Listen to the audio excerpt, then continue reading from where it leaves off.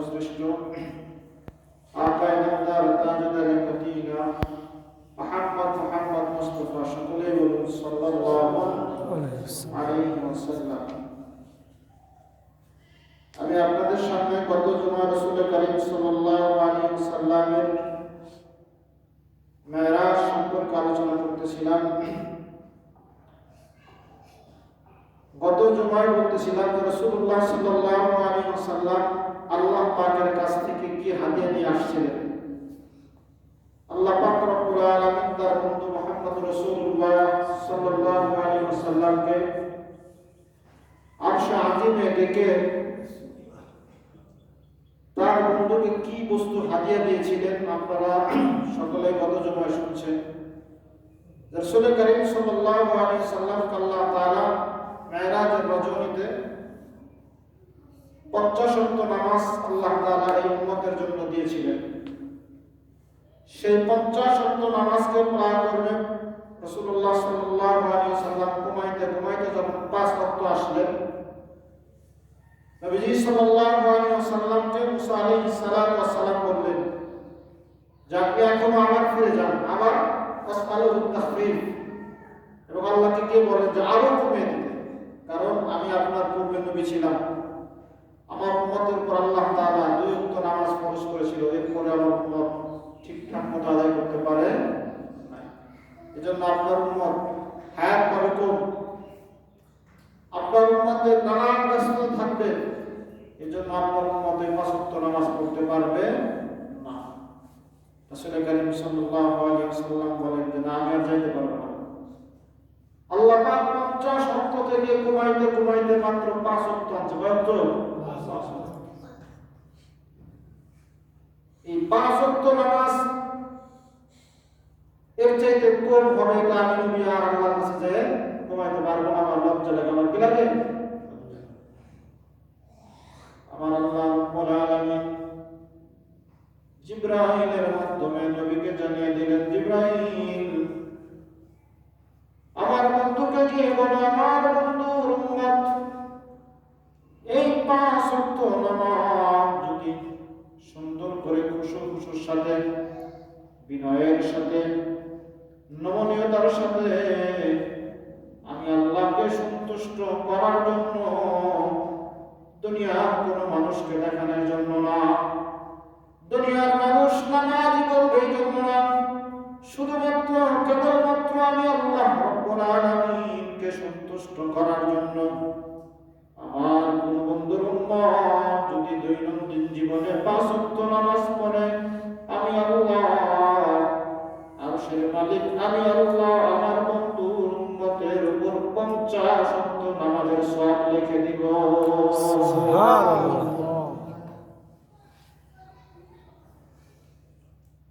আগেকার উম্মতরা 1 ওয়াক্ত নামাজ পড়লে 1 ওয়াক্ত রাকাতের সওয়াব, 1 রাকাতের সওয়াব পেত, কিন্তু বিশ্বনবী মুহাম্মদ রাসূলুল্লাহ সাল্লাল্লাহু আলাইহি ওয়াসাল্লাম, আমরা যেই নবীর উম্মত, যেই নবীর শান এবং মান এতটাই বেশি, আল্লাহ রাব্বুল আলামিন বলেন, বন্ধু আমি আপনার সম্মানে, আপনার কোন উম্মত যদি দৈনন্দিন জীবনে 5 ওয়াক্ত নামাজ যদি জামাতের সহিত পড়ে, আমি আল্লাহর আমলনামা 50 ওয়াক্ত নামাজ সওয়াব আল্লাহ লিখে দিব। সুবহানাল্লাহ, সুবহানাল্লাহ। কতটা সহজ করে দিয়েছেন আমাদের জন্য আল্লাহ তাআলা। রাসূলুল্লাহ সাল্লাল্লাহু আলাইহি ওয়াসাল্লাম যখন মেরাজ থেকে যখন আবার দুনিয়াতে আসলেন, আজীব ঘটনা হলো, রাসূলুল্লাহ সাল্লাল্লাহু আলাইহি ওয়াসাল্লাম যে ঘর থেকে মেরাজে বের হয়েছিলেন, যাওয়ার আগে নবীজি সাল্লাল্লাহু আলাইহি ওয়াসাল্লাম ওযু করেছিলেন, আল্লাহ নবী সাল্লাল্লাহু আলাইহি ওয়াসাল্লাম এসে দেখেন ওই ওযুর পানি উঁচু জায়গা থেকে গড়িয়ে গড়িয়ে টপ করে নিচু জায়গায় যাচ্ছে। জোরে বলুন সুবহানাল্লাহ। আমরা স্বাভাবিক যারা ওযু করি, আমাদের ওযুর পানি যায় না, আমাদের হাউজের মধ্যে যায় না, খোলা জমিনে যদি আমরা ওযু করি, উঁচু জায়গায় বসে ওযু করি, এটা ওযুর আদব। উঁচু জায়গায় বসে ওযু করা, আস্তে আস্তে পানি গড়ায় কোথায় যায়? নিচে। নবীজি সাল্লাল্লাহু আলাইহি ওয়াসাল্লাম সেই বাইতুল্লাহ থেকে শুরু করে বাইতুল মুকাদ্দাস, এই 2 জায়গার দূরত্ব হলো 101 মাস। কত মাস বলেন? 1 মাসের দূরত্বের রাস্তা, 1 মাসের স্বাভাবিক সওয়াল হলো 1 মাস পর্যন্ত যতদূর মন যাইতে পারে এত দূর হলো বাইতুল মুকাদ্দাস। নবীজি সেই রাতে বাইতুল মুকাদ্দাসে গেছেন। প্রথম আসমান, দ্বিতীয় আসমান, এরকম 7,000 বছর রাস্তা। কত হাজার বছর বলেন? 7,000 বছরের রাস্তা অতিক্রম করেছেন। জান্নাত ঘুরে ঘুরে দেখেছেন, জাহান্নাম ঘুরে ঘুরে দেখেছেন, আল্লাহর সাথে কথা বলেছেন। এরপর নবী সব কাজ শেষ করে এসে দেখে তার ওযুর পানি জমির নিচু জায়গায় গড়িয়ে যাচ্ছে। জোরে বলুন সুবহান। আল্লাহ তাআলা জন্য বলেছেন সুবহানাল্লাযী আসরা বি'আবদিহি লাইলান মিনাল মাসজিদিল হারাম। আল্লাহ রাব্বুল আলামিন কোরআনের ঘটনাটা একদম আশ্চর্য ছিল। দুনিয়ার কোন মানুষ, দুনিয়ার কোন বিজ্ঞানী, দুনিয়ার কোন মানুষ এটা মিলাইতে পারে না অল্প সময়ের মধ্যে কিভাবে মুহাম্মদুর রাসূলুল্লাহ সাল্লাল্লাহু আলাইহি ওয়াসাল্লাম রাতের কিছু অংশে মক্কা থেকে বাইতুল মুকাদ্দাস থেকে একদম সপ্তম আসমান সব কিছু ঘুরে এসে দেখে ওযুর পানি এখনো গড়িয়ে যাচ্ছে। সুবহানাল্লাহ, সুবহানাল্লাহ।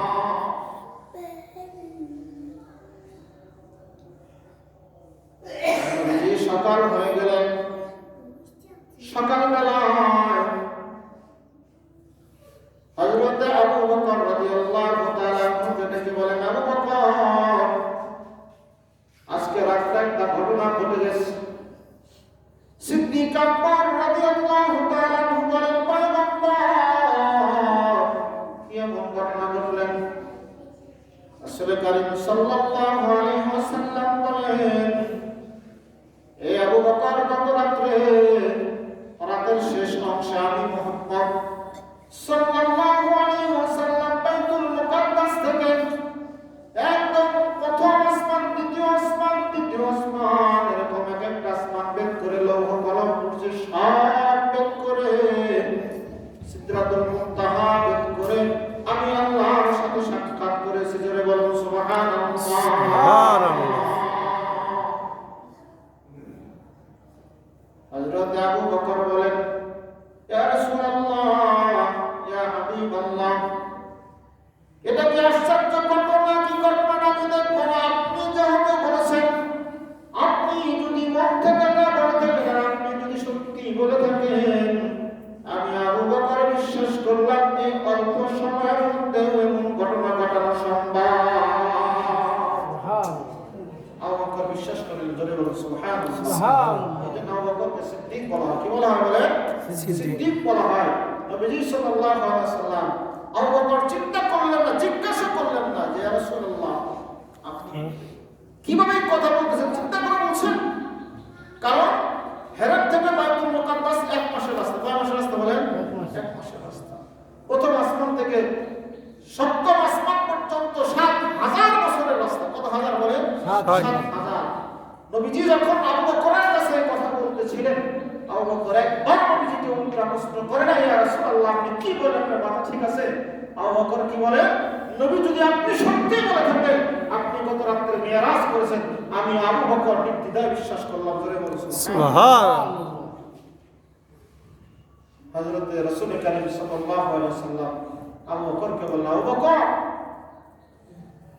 আজ থেকে তুমি শুধু আবু বকর নয়, আমি নবী তোমার নামের সাথে আরেকটা উপাধি জুড়ে দিলাম, সেটা হলো সিদ্দিক। জোরে বলুন সুবহানাল্লাহ, সুবহানাল্লাহ।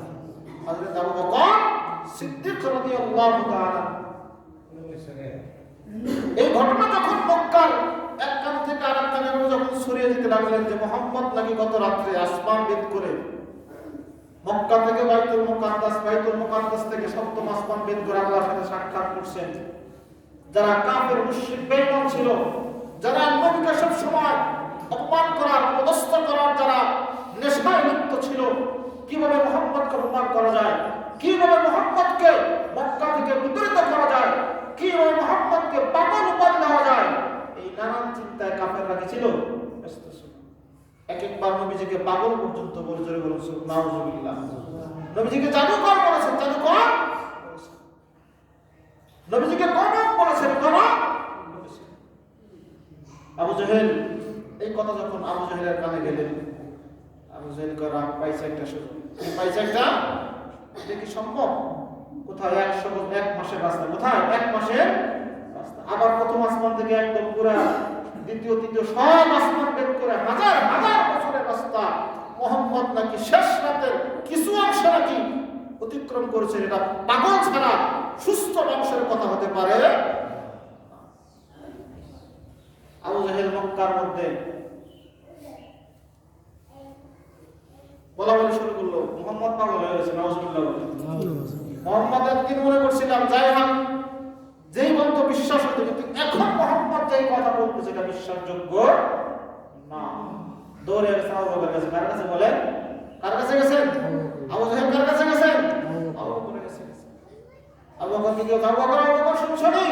কি কয় তোমার বন্ধু মোহাম্মদ, কি তোমার বন্ধু মোহাম্মদ নাকি গত রাতের শেষ অংশে বাইতুল্লাহ থেকে বাইতুল মুকাদ্দাস থেকে প্রথম আসমান, দ্বিতীয় আসমান, তৃতীয় আসমান, চতুর্থ আসমান, পঞ্চম, ষষ্ঠ, সিদরাতুল মুনতাহা, লৌহর কলম, কুরসি সব ত্যাগ করে আল্লাহর সাথে সাক্ষাৎ করছে, জান্নাত দেখছে, জাহান্নাম দেখছে, আবার রাত্রির মধ্যে ফিরে আসছে। আবু বকর তুমি বলো, তুমি তো একজন জ্ঞানী মানুষ, তুমি মুহাম্মাদের একদম কাছের মানুষ, খুব হিতাকাঙ্ক্ষী, বলো এরকম কোন মানুষ সুস্থ মস্তিষ্ক লোক এটাকে বিশ্বাস করবে? বিশ্বাস করবে? আবু জাহেল বলেন, আবু বকর বলেন, এই আবু জাহেল শোন, এটা নবী বলছেন? বলে হ্যাঁ। নবী বলছে, তোমার নবী বলছে? সত্যি? করে হ্যাঁ। আবু জাহেল আবু বকর বলেন, আমার নবী যদি বলে থাকে আমি আবু বকর বিশ্বাস করলাম। জোরে বলুন সুবহানাল্লাহ। আবু জাহেল গেছিল একটু আবু বকরের বলে গেলে যদি মোহাম্মদ থেকে কি হাজার ধরে সরানো যায়, পাগলের কোন সাথে কেন হবে, পাগলকে কেন মোহাম্মদ করবে, এরকম আজগবি কথা, আজগবি।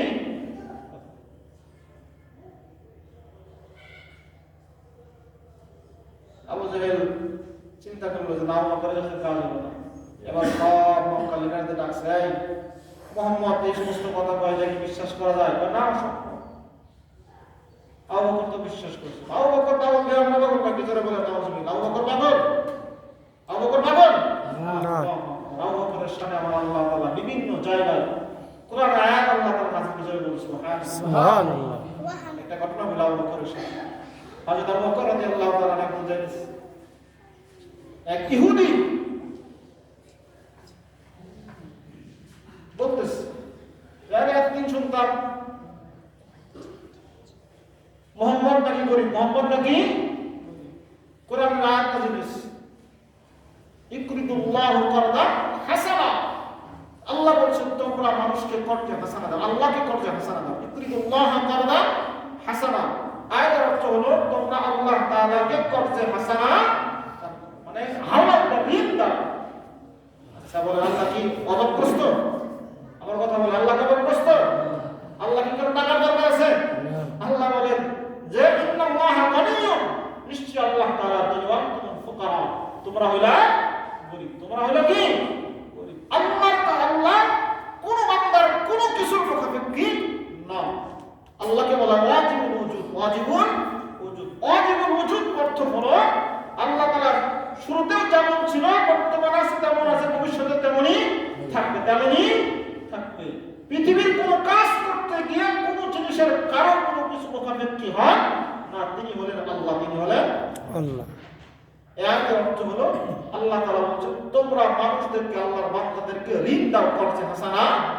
কেউ কোনো মানুষকে যদি ইহসানের নিয়তে বিপদে পড়েছে, কেউ কাউকে যদি 10,000 টাকা 5,000 টাকা দিয়ে যদি সহযোগিতা করে, আল্লাহ বলেন বাহ্যিক দৃষ্টিতে সে টাকা একজন গরিব মানুষ আমার গরিব বান্দাকে দিল, বরঞ্চ সে যেন আমার বান্দাকে না, স্বয়ং আমাকে দান করলো। জোরে বলুন সুবহানাল্লাহ। ওই ইহুদি তো বুঝে নাই, ইহুদি তো বুঝে নাই। ইহুদি কয় মুহাম্মদ আল্লাহ নাকি গরিব, হ্যাঁ ঋণ চাই, কি চাই? ঋণ। আবু বকরের কাজ দিয়ে যাইছে স্যার। এই কথা বলার সঙ্গে সঙ্গে আবু বকরের কানে আসছে আল্লাহকে যখন একজন ইহুদি যখন আল্লাহকে যখন গরিব বলে গালি দিয়েছেন, আমার নবী বিশ্ব নবী মুহাম্মদুর রাসূলুল্লাহ সাল্লাল্লাহু আলাইহি ওয়াসাল্লাম বলেন আরহামু উম্মতি বি উম্মতি আবু বকর। এই দুনিয়ার মানুষ, আমার আবু বকর হলেন পৃথিবীর সমস্ত উম্মতের মধ্যে সবচাইতে নরম দিলের মানুষ হলেন আমার আবু বকর। আমার আবু বকরের দিল এত নরম, এত নরম, পৃথিবীতে এমন কোন বান্দার আল্লাহ তৈরি করে নাই আমার আবু বকরের দিল এত নরম। আর হাম উম্মতি বি উম্মতি আবু বকর, আমার উম্মতের মধ্যে সবচেয়ে নম্র, সবচেয়ে ভদ্র, নরম দিলের মানুষ হলেন কে? হযরতে আবু বকর রাদিয়াল্লাহু তাআলা। সেই আবু বকরের সামনে যখন আল্লাহকে গরিব বলে গালি দিয়েছেন, আবু বকর মারছে একটা থাপ্পড়। দেখবেন যারা সরল সোজা সমাজের মধ্যেও দেখবেন যারা বেশি ঝগড়া ফসাদ করে না, কথাবার্তা বেশি বলে, এরা যদি একবার খেপে যায় তাদেরকে সামাল দেওয়া কঠিন হয়ে যায়। আবু বকর নরম দিলের মানুষ, কিন্তু আবু বকরের সামনে যখন আল্লাহকে গালি মারছে, আবু বকর মারছে একটা ইহুদিও ভাবে গেছে যে কি আবু বকরের মেজাজ এরকম। ইহুদি দৌড়ে এসে নবীজির কাছে গিয়ে বলে, ইয়া রাসূলুল্লাহ, ইয়া হাবিবাল্লাহ, ও নবীজি, আপনার আবু বকর আমাকে থাপ্পড় মেরেছে। আল্লাহর নবী বলেন, ইহুদি রে, তোর হিসাবটা একটু ভুল হচ্ছে। আমার আবু বকর তো এমন লোক নয়, আমার আবু বকর কাউকে থাপ্পড় মারার মতো লোক নয়। তুমি হয়তো পরিচয়টা ভুল দিচ্ছ। ঠাকুরটা মারছে মনে হয় আমার ওমর, কিন্তু তুমি না চিনে না বুঝে আবু বকরের নাম বলতেছো। আর নবীজিও হিসাব মিলাইতে পারতেছে না যে আবু বকর তো নরম দিলের মানুষ, সে আবার আরেকজনে কেমনে থাকবো। নবীজিও হিসাব মিলাইতে পারতেছে না। কিন্তু ইহুদি বলে, ইয়া রাসূলুল্লাহ, মুহাম্মদ, আমি আপনার আবু বকর কেউ চিনি, ওমর কেউ চিনি, দুজনকে আমি চিনি, দুজনকে আমি ভালো করে চিনি, কিন্তু আজকে থাপ্পড়টা আবু বকর আমাকে মারছে, আবু বকর আমাকে মারছে। নবী হিসাব মিলাইতে পারতেছে আমার আবু বকর কেন থাপ্পড় মারলো। হঠাৎ করে দেখে আবু বকর নবীর দরবারে আসতেছে, সুবহানাল্লাহ বলে। এসে যখন ইহুদিকে নবীর কাছে দেখছে, আবু বকর গরম হয়ে বলতেছে, ইয়া রাসূলুল্লাহ, ইয়া হাবিবাল্লাহ, আপনি অনুমতি দেন আমি ইহুদিকে একটা কষ্ট করে গালের মধ্যে থাপ্পড় মারি। নবীজি এবার আশ্চর্য হয়ে গেছে। নবীজি গাও বলে, ইহুদির কথা আমি বিশ্বাস করছিলাম না, কিন্তু তোমার যে বাক, তোমার যে অবস্থা মনে হচ্ছে তুমি তো সত্যি আবু বকরকে, তুমি কি করছো থাপ্পড়, তুমি থাপ্পড়, আবু বকর তুমি থাপ্পড় মারছো কেন? তুমি আমার উম্মতের মধ্যে সবচেয়ে নরম দিলের মানুষ, নরম দিলে তুমি এই কাজ তো কখনো করো না, কেন থাপ্পড় মারছো? আবু বকর বলে, ইয়া রাসূলুল্লাহ, ইয়া হাবিবাল্লাহ, আমি আবু বকর আপনাকে জীবন দিয়ে হলেও ভালোবাসি। ইহুদিরা, মক্কার কাফের বেঈমান আমার সামনে আপনাকে অনেক বাজে মন্তব্য করে, আমার সহ্য হয় না, এরপরেও মেনে নিই, কিছুই করে ওদের সাথে ভালো ব্যবহার করি।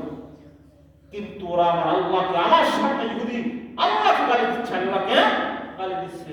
ইয়া রাসূলুল্লাহ, আমার সামনে একজন ইহুদির বাচ্চা আমার আল্লাহকে গালি দিবে, আমি আবু বকর এটা সহ্য করতে পারি নাই, আমার রাগ কন্ট্রোল করতে পারি নাই, এজন্য আমি ওকে একটা গালির মধ্যে পুষতে থাকতে পারছি। এই কথা বলার সাথে সাথে নবী ইহুদিকে বললেন, ইহুদি, আল্লাহ তো তোমারও আমারও, তোমাদেরও আল্লাহরে গালি দিচ্ছে কি? আমি নাই, আমার তোমার নবী মানতে কষ্ট, নবী মানতে কষ্ট, আমরা তো নবী মানো না, কিন্তু আল্লাহ তো সবার, আল্লাহ তো আল্লাহকে কেন গালি দিচ্ছে? কেন?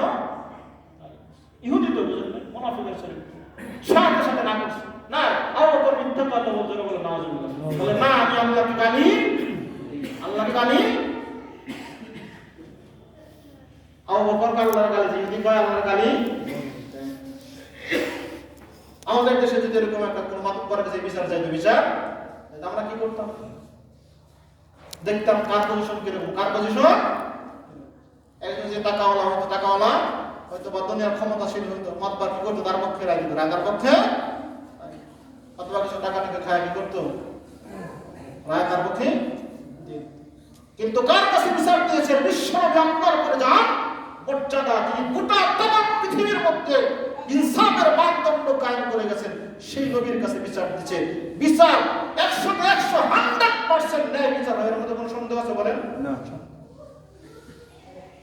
আবু বকর গালি দিছে, ইহুদি কয় গালি। এবার নবী আবু বকরকে বলে, আবু বকর ইহুদিকে বলে, ইহুদি তুমি যে আল্লাহকে গালি দাও নাই, এর সাক্ষী প্রমাণ উপস্থিত করো।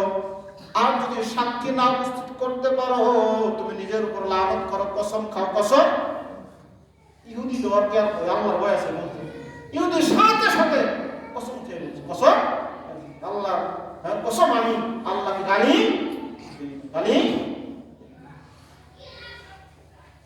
এখন বাদী আর বিবাদী দুইজন আল্লাহ নবী বলেন তোমরা দলিল পেশ করো। দলিল আবু বকরকে বলে, আবু বকর ইহুদি যে গালি দেয় না, এর প্রমাণ কি? প্রমাণ ইহুদি তো কসম খাইল, তোমার কি প্রমাণ? তোমার কি?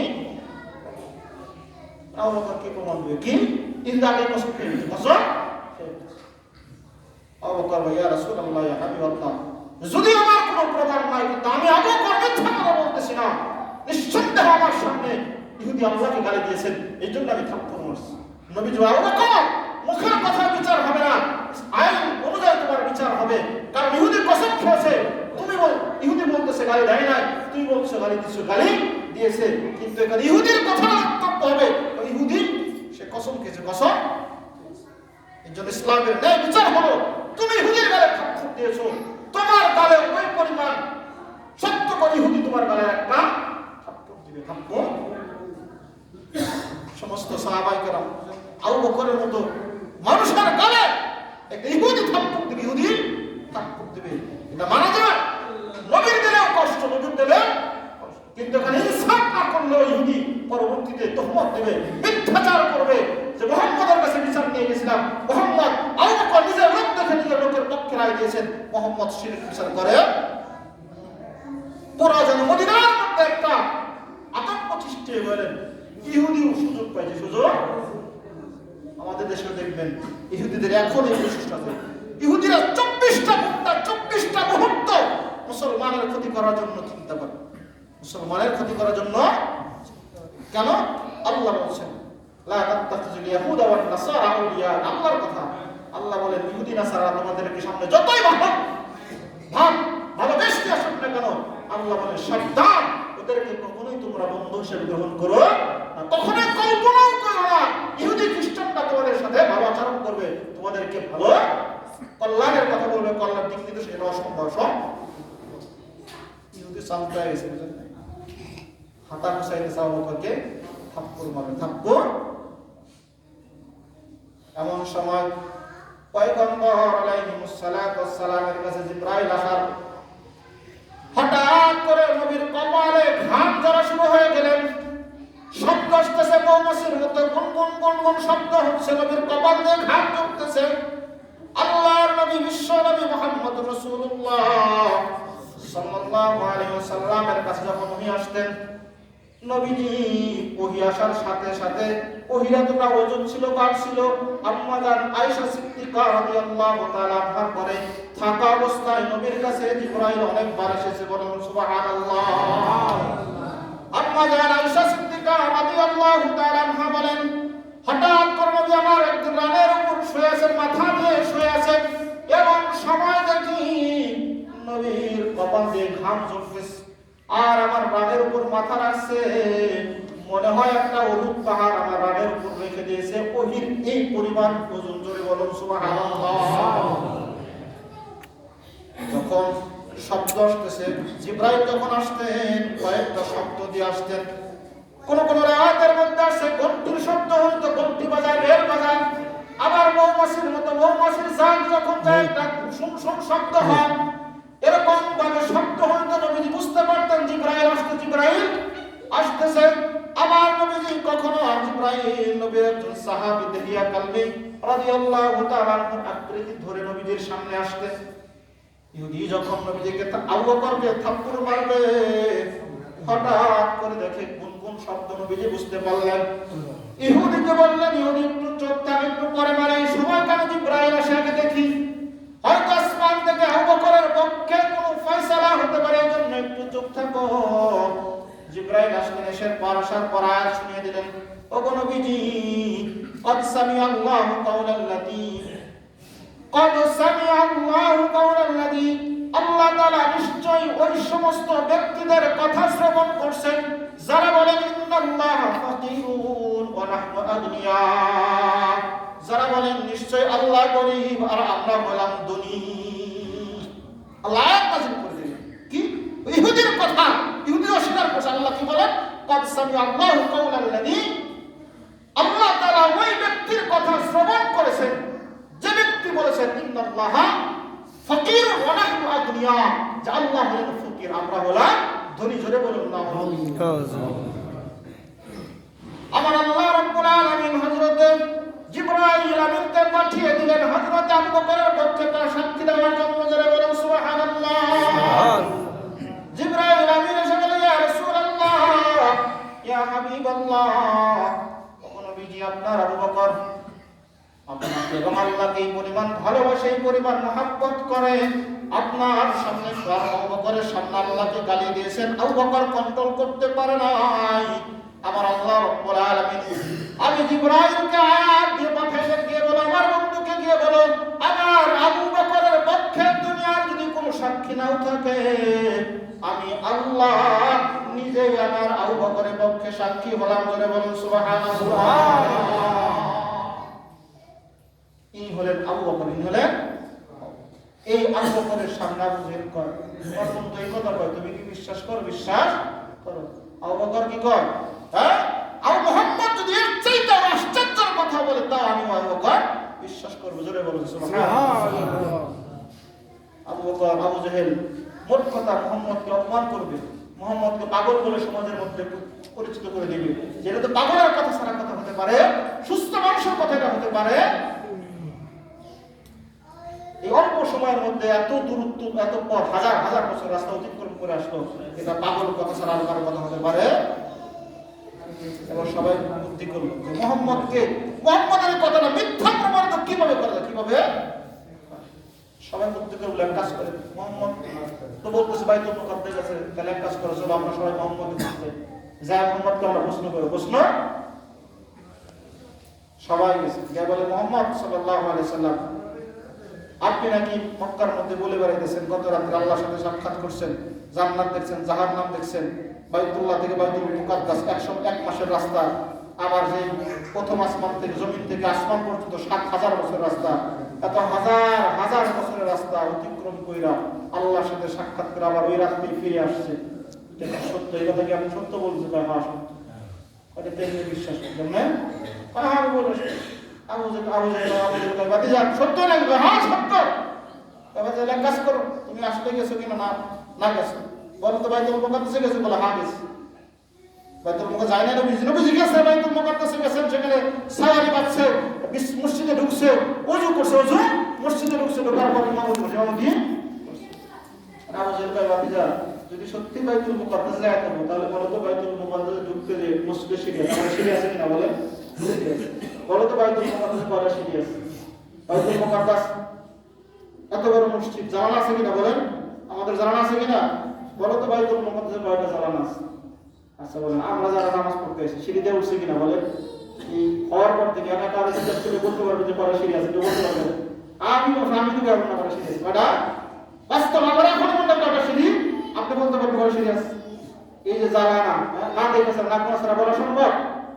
আমরা প্রতিনিয়ত 5 বার আসতেছি, 5 বার। আজ কত বছর তো 10-12 বছর হয়ে গেল মসজিদে আসতেছি, যাইতেছি, সিঁড়িতে উঠতেছি, নামতেছি, জানালা দেখতেছি, বন্ধ করতেছি, কিন্তু হঠাৎ করে কি প্রশ্ন করলে মসজিদে করে জানা আছে? বলতে পারবো কয়টা সিঁড়ি আছে? বলতে আজ কবি প্রশ্ন, যাতে করে মুহাম্মদকে সমাজের মধ্যে লাঞ্ছিত করতে পারে, এটা হলো যে ষড়যন্ত্র। হলো জিজ্ঞেস করে সবার সামনে, আপনি যে বাইতুল মুকাদ্দাসে গেছেন, বলেন বাইতুল মুকাদ্দাসে কয়টা সিঁড়ি আছে? আল্লাহর নবী তো বাইতুল মুকাদ্দাসে গিয়েছেন সিঁড়ি গোনার জন্য, না বলেন ঠিক কিনা? আল্লাহর নবী বিশ্ব নবীকে আল্লাহ তাআলা বাইতুল মুকাদ্দাসে নিয়েছেন ইমামুল মুরসালিন বানানোর জন্য। জোরে বলুন সুবহানাল্লাহ। সুবহানাল্লাহ। মক্কার কাফেররা যখন যৌথভাবে একত্রিত নবীকে অপমান করার জন্য প্রশ্ন ছুড়ে দিলেন, আমার আল্লাহ রব্বুল আলামিন জিবরাইলকে ডাক দিয়ে বলেন, জিবরাইল, ওরা তো আমার বন্ধুকে অপমান করতে চায়, আমার বন্ধুকে অপদস্থ করতে চায়, ওরা যে প্রশ্ন করছে আমার বন্ধু উত্তর দিতে পারবে না, কারণ আমার বন্ধু বাইতুল মুকাদ্দাসের সিঁড়ি গোনার জন্য যায় নাই, আমার বন্ধু বাইতুল মুকাদ্দাসের জানালা গোনার জন্য যায় নাই, আমার বন্ধুকে প্রশ্ন করছে, উত্তর না দিতে পারলে ওরা মিথ্যাবাদী বলে সাব্যস্ত করবে। এই জন্য ইব্রাহিম দ্রুত যাও, দ্রুত যাও, বাইতুল মুকাদ্দাস জেরুজালেম থেকে বাইতুল মুকাদ্দাসের একটা ফটো একটা ছবি কুদরতি ভাবে আমার বন্ধুর সামনে তুলে ধরে জোরে বলুন সুবহানাল্লাহ। নবীজি মাথাটা নিচু করে আছেন, কি উত্তর দিবেন? কি উত্তর দিবেন? হঠাৎ করে মাথা তাকাইয়া দেখে নবীর সামনে গোটা বাইতুল মুকাদ্দাসকে উপস্থিত করা হয়েছে। সুবহানাল্লাহ। নবী এবার গুনে গুনে কাফেরদের প্রশ্নের উত্তর দিতেছে, জোরে বলেন সুবহানাল্লাহ। সুবহানাল্লাহ। এটা কি সম্ভব কিনা বলেন? সম্ভব না? সম্ভব না। আমি এখন কথা বলতেছি, এই কথা এমনও মেশিন, এমনও যন্ত্র, এমনও মিডিয়া বের হয়েছে, এই কথা গোটা পৃথিবীতে একসাথে পৃথিবীর সব মানুষ যদি ইচ্ছা করে শুনতে পারবে কিনা বলেন? আরে দুনিয়ার মানুষের আল্লাহর দেওয়া ক্ষমতা, আল্লাহর বিবেক বুদ্ধির মাধ্যমে যদি এই গোটা পৃথিবীটাকে যদি একটা মোবাইলের মাধ্যমে করে দিতে পারে আহকামুল হাকিমিন আল্লাহ তাআলা, তাহলে কি তার বন্ধুর জন্য এত কাজ করতে পারে কিনা বলেন? 100% আমার আল্লাহ জিবরাইলের মাধ্যমে গোটা বাইতুল মুকাদ্দাসকে জিবরাইলের হাতে উঠাইয়া নবীর সামনে তুলে ধরছেন। নবীজি দেখে জবাব দিয়েছেন, সুবহানাল্লাহ। এরপরে কাফেররা বিশ্বাস করে, সবাই তো নবী বলেন, জোরে বলো নাউজুবিল্লাহ। কাফের আবু জাহেল কি কয়? না এটা গণক ছাড়া সম্ভব না, গণক ছাড়া, জাদুকর ছাড়া সম্ভব না, জাদুকর ছাড়া সম্ভব না।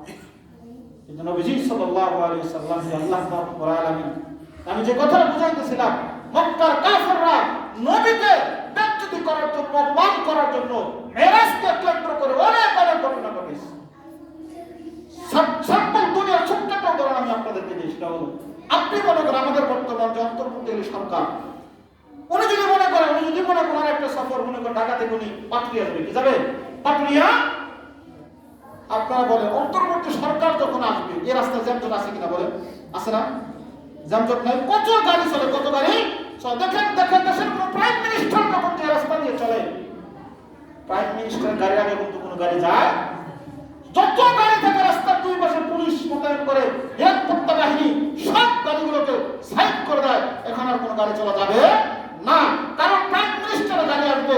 আর প্রাইম মিনিস্টারের সম্মানার্থে যদি দুনিয়ার সব যানজটকে যদি বন্ধ রেখে ওনার গাড়ি যখন চলে, আমার আল্লাহ তার বন্ধু বিশ্বনবী মুহাম্মদ রাসূলুল্লাহ সাল্লাল্লাহু আলাইহি ওয়াসাল্লামকে যখন আল্লাহর কাছে যখন নেওয়ার জন্য যখন আল্লাহ প্রস্তুত করলেন, সফর যখন শুরু করে দিয়েছিলেন, আমার আল্লাহ পৃথিবীর গোটা সকল কোন কায়নাতকে আমার আল্লাহ স্টপ করে দিয়েছিলেন, ব্রেক করে দিয়েছিলেন। পৃথিবীর কোন রাত যে জায়গায় থাকবে, যে গাড়ি যে জায়গায় আছে, যে মাখলুক যে অবস্থায় আছে, সে অবস্থায় থাকবে, শুধু চলবে আমার বন্ধুর গাড়ি। ঠিক আমার আল্লাহ তাআলা তার বন্ধুকে পৃথিবীর সব কিছুকে ব্রেক করিয়া বন্ধুকে কোথায় নিয়ে গেছে বলেন? এই জন্যই তো নবীজি মেরাজ থেকে ঘুরে এসে দেখে ওযু করছিল, ওযুর পানি এখনো গড়িয়া যাইতেছে, জোরে বলুন সুবহানাল্লাহ। কেন? আমার আল্লাহ সব কিছুকে বন্ধ করে দিয়েছে। সেই নবীর উম্মত, সেই নবী মেরাজ থেকে নিয়ে আসছে নামাজ, নামাজ। আমরা সেই নামাজ পড়বো তো ইনশাআল্লাহ, পড়বো তো ইনশাআল্লাহ। অনেকেই করি না ভাই। আল্লাহ পাক রব্বুল আলামিন তার বন্ধুকে নিয়ে একদম মহব্বতের সাথে, ভালোবাসার সাথে আল্লাহ নামাজ দিয়েছে। নামাজ এটাই বোঝার বিষয়। নামাজ আল্লাহর কাছে কত প্রিয় ইবাদত। আলহামদুলিল্লাহ অনেক ভাইরা আছেন শত ব্যস্ততা, শত বাধা অপেক্ষা করে আমরা নামাজ পড়ি, কিন্তু কত ভাইরা আছে নামাজের কোনো গুরুত্বই নাই। ভাই, নামাজ ছাড়া পৃথিবীতে যদি চলা যায় তো চলা। আমরা এত শীতের মধ্যে এত কষ্ট করে নামাজ পড়তাম, যে কষ্ট করে ভাই শীতের দিনে গরম হলে আবার নরম বিছানা থুয়া ঠান্ডা পানিতে ওযু করে এসে মসজিদে শীতের মধ্যে শীতের পোশাক পরে এসে কত কষ্ট, এগুলো আমরা করতাম না। আমরাও যদি জানতাম, কিন্তু আমরা হাদিস কোরআনে পড়ছি যে পৃথিবীতে আল্লাহ পাক সর্বপ্রথম বান্দাকে নামাজের হিসাব দিবে। কোন বান্দা যখন নামাজের হিসাব যখন আল্লাহর দরবারে দিতে পারবে, আল্লাহ বান্দাকে সব হিসাব সহজ করে দেবে, জোরে বলুন সুবহানাল্লাহ। এজন্য ভাই, আমি আপনাদেরকে সামনে রমজান আসতেছে, জীবনের সব কিছুকে বাদ দিয়ে সামনে রমজান আসতেছে। রমজান পর্যন্ত আল্লাহ যদি আমাদেরকে হায়াত দান করে, ইনশাআল্লাহ প্রতিজ্ঞা করব আজ থেকে আমরা 5 ওয়াক্ত নামাজ পড়ব। অত্যন্ত ফরজ ফজর নামাজ, ইশারের নামাজটা আমরা পড়ার অভ্যাস করি। এই দুইটা নামাজ যদি আপনি পড়তে পারেন, আল্লাহ এই ফজর এবং ইশার উসিলা করে আল্লাহ বাকি 5, 4, 3 ওয়াক্ত নামাজ আল্লাহ সহজের সাথে আদায় করার তৌফিক দান করুন, জোরে বলুন সুবহানাল্লাহ। আল্লাহ তাআলা আমাদের সকলকে 5 ওয়াক্ত নামাজ জামাতের সাথে পড়ার তৌফিক দান, জোরে বলুন আমিন। কিন্তু কার কখন আসলে কেউ বলতে পারে না। গতকাল আপনারা শুনছেন, দেখছেন